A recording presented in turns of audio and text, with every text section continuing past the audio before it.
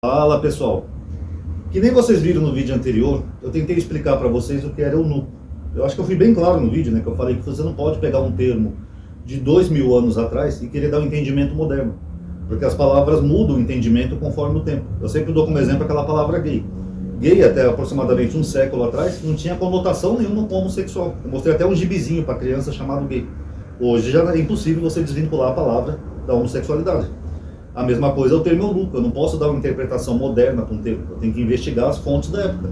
Isso que é exegese. Extrair do texto. Você vai lá nas fontes, você vai pesquisar, você vai ver Talmud, Flávio Josefo, pais da igreja, apócrifos, livros paralelos para você tentar entender como que aquele termo era entendido na época. E mesmo assim teve pessoas que não entenderam. Teve um rapaz aí que falou que eu deveria consultar o médico, que eunuco era coisa de médico. Tem algum médico daquela época? A medicina ensina essas coisas? Talmud, Josefo, fontes literárias, etimologia? Então só para vocês verem, né, que o preconceito de algumas pessoas é tão grande que a pessoa consegue colocar medicina num vídeo de exegese, que não tem nada a ver, que eu estou analisando a terminologia das palavras.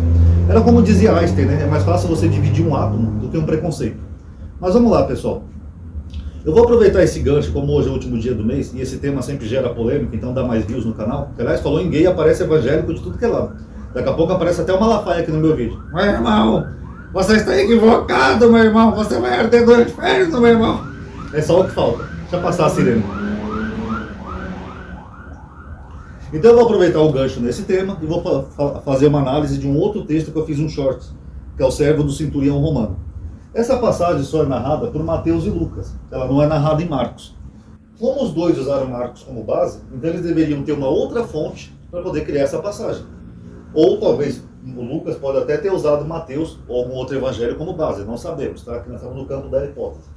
Mas os dois usaram, criaram, narrar a passagem da cura de um servo de um centurião romano, tá? Vamos começar com Mateus. Mateus usa o termo grego, pais.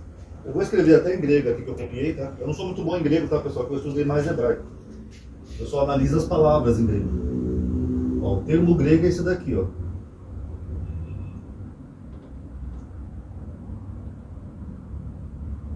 Pais. Esse termo grego, ele tem dois sentidos. Ele pode significar servo ou pode significar um jovem, um garoto criança.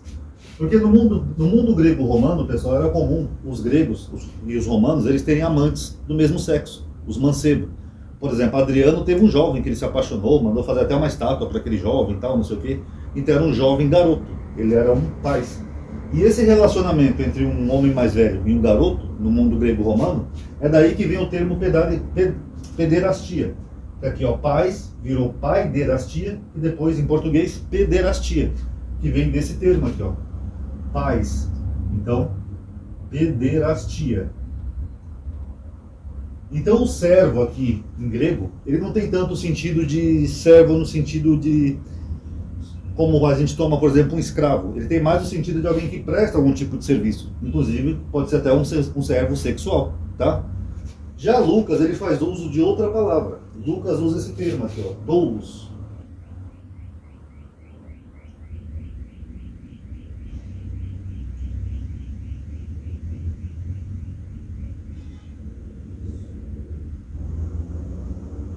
Teve até um rapaz que comentou lá no meu short que ele falou que aqui em Mateus era apenas um servo.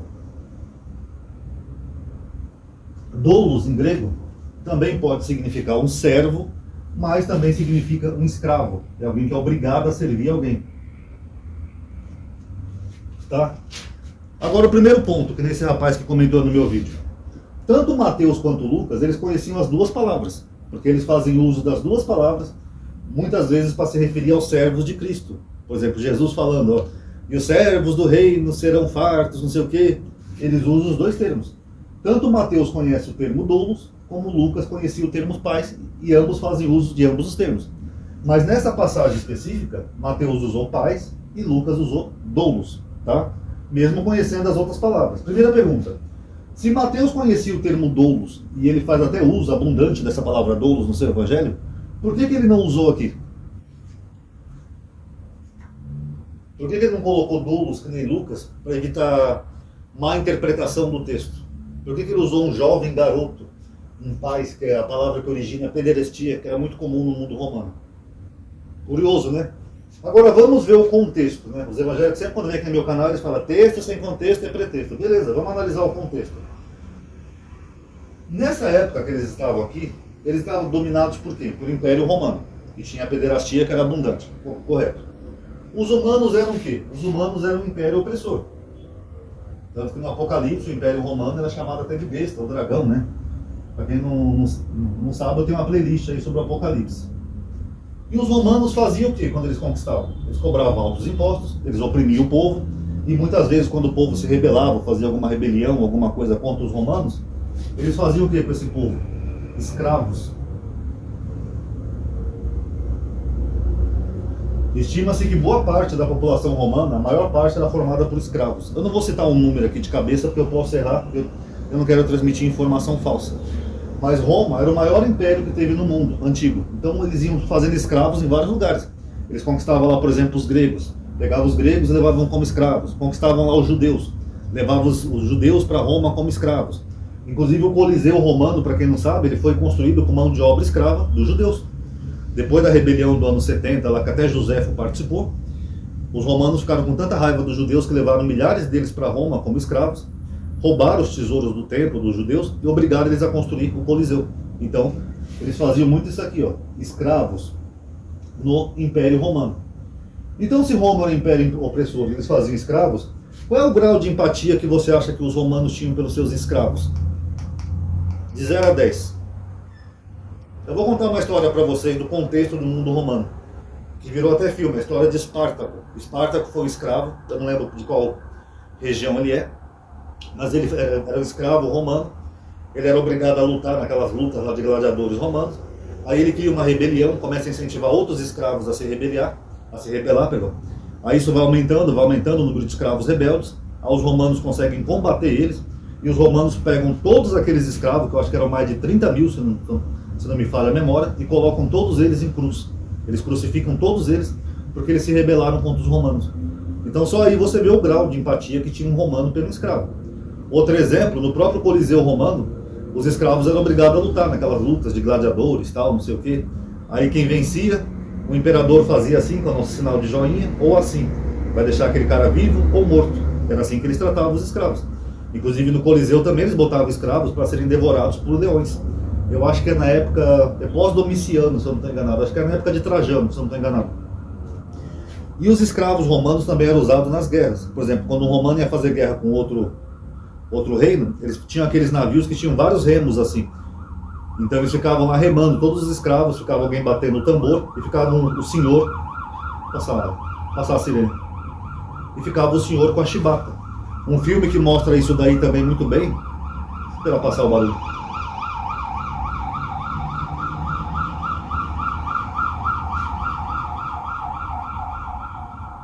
Aqui é complicado. Um filme que mostra isso muito bem é aquele filme Ben-Hur, né? Que ele, uma telha da casinha dele cai, derruba lá o messala do cavalo, ele é feito como escravo, ele e toda a família dele, a irmã e a mãe dele pegam lepra na prisão, e ele é levado como escravo para mover aqueles navios romanos. Aí fica o senhor lá com chicote e eles movendo lá o navio. Então os escravos eram usados para tudo pelos romanos. Então os romanos não tinham empatia nenhuma pelos seus escravos. Não é muito diferente de outras escravidões, né, que tivemos, por exemplo, aqui no Brasil. Aqui no Brasil a violência contra os escravos era tão grande que quando o naturalista inglês Charles Darwin veio aqui, ele ficou horrorizado. Ele escreveu no diário dele, quando ele voltou para a Inglaterra, que até hoje, na época que ele estava escrevendo, ele tinha pesadelos com as torturas que os brancos faziam com os escravizados. Então não é comum um opressor ter simpatia por um escravo. Então, dentro desse contexto, se o centurião romano tivesse um escravo, aqui no Doulos, doente, seria muito atípico ele pedir ajuda para alguém. Ele ia falar, dane-se, se ele morrer eu compro outro. Porque escravo era só um bem, era só uma propriedade, era que nem aqui no Brasil, quando nós tínhamos escravidão. Se o senhor mandasse bater no escravo até a morte, no tronco, ele ia falar, dane-se, se ele morrer eu compro outro. Porque era só um bem, era só um produto. Eles não viam aquele ser como um ser humano, que não era muito diferente disso. Então, se um centurião romano tivesse um escravo doente, ele ia dar um grande foda-se. Dane-se, morreu, morreu.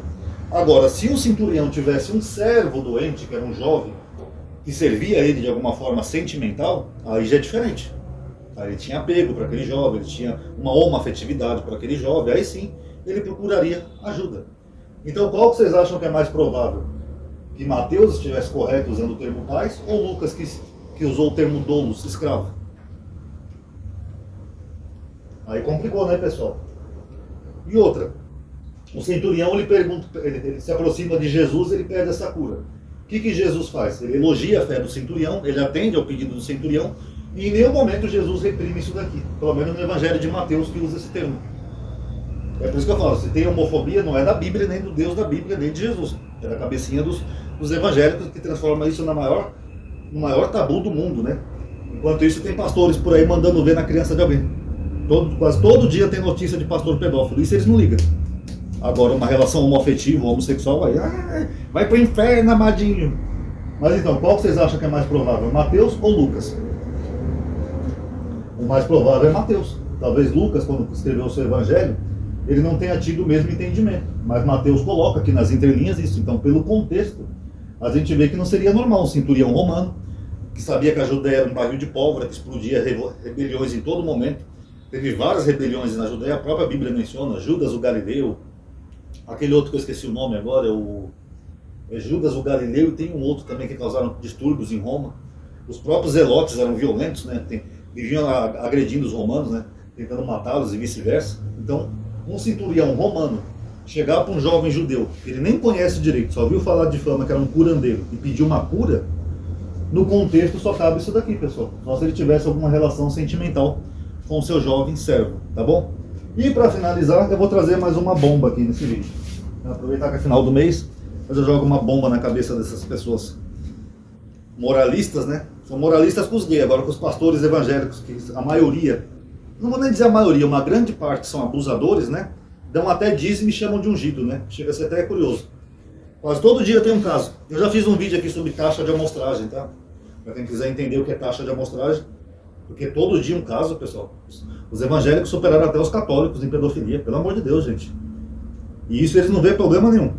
Mas eu não confiaria um filho meu ir numa igreja sozinho, sendo bem honesto. De tanto caso que tem. Superaram até os padres católicos. Mas isso eles não vêem problema, né? O problema deles é com dois gays adultos que eles nem conhecem, tendo uma relação. O último versículo que eu queria mostrar para vocês, curioso, está em Lucas 17:34. Lembrando que os evangélicos foram escritos sobre esse mundo, o mundo grego-romano, tá?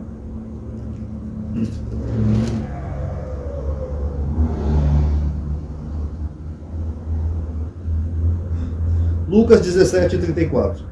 Digo-vos, naquela noite, 2 estarão num leito ou numa cama. Um será tomado e outro deixado. Aqui Lucas, ele usa o termo grego duo.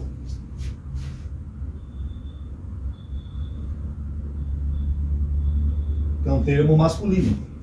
Tanto que Mateus usa o termo dio, que também é 2, só que Mateus fala que 2 pessoas estariam no campo. 2 estarão no campo, um será tomado e outro não. Lucas, além de usar esse termo, ele fala que esses 2 vão estar onde? Na cama.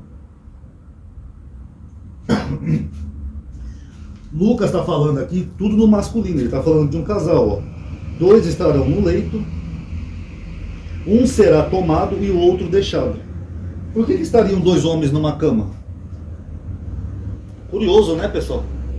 E olha o que ele diz aqui seguinte, ó, 2 mulheres estarão moendo juntas. Uma será tomada e a outra deixada.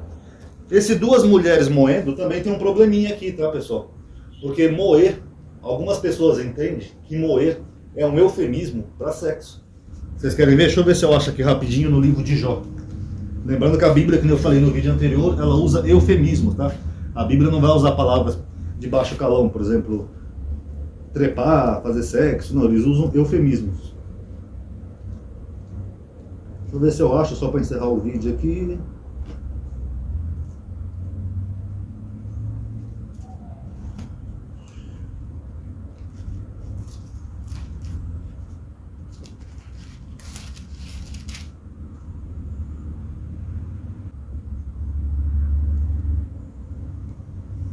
Não, de cabeça eu não vou achar o versículo, pessoal, mas depois alguém coloca aí nos comentários que Jó, quando ele perde a mulher dele, fala assim, e dê sua mulher para outro moer. Então alguns acham que esse termo aqui, moer, na Bíblia, pode ter dois sentidos. Primeiro que eram as mulheres mesmo que faziam esse sentido de moer, né? Pegar os grãos, moer para fazer o azeite, etc. Mas outros acham que aqui também é um eufemismo para sexo, por causa de Jó. Ele fala, dá a tua mulher para outro moer. Então dá a entender que esse outro iria fazer sexo com a mulher dele. É que nem os eufemismos que a gente usa aqui em português, ou figuras de linguagem, às vezes para se referir a sexo, né? Por exemplo, desculpa, eu vou ter que usar um termo aqui para vocês entenderem. O termo português comer